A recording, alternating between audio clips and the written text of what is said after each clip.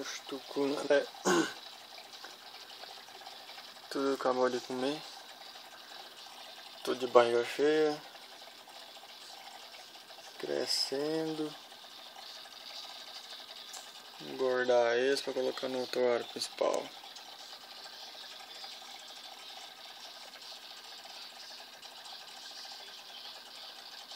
Tudo levinho de tucunaré azul. De um mês acho que já vai estar uns 10 centímetros. 10, 8 centímetros. Cada um.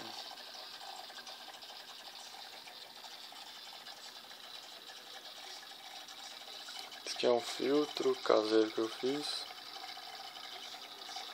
Novinho. Tudo pra eles aí. Mostrar. Eles.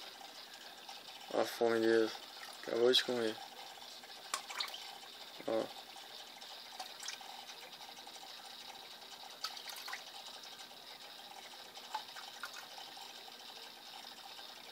Achando que é comida.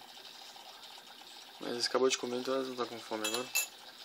Alimento eles com artêmia e minhoca. Então é isso aí, daqui a uns dias eu mostro eles mais grandes. Falou.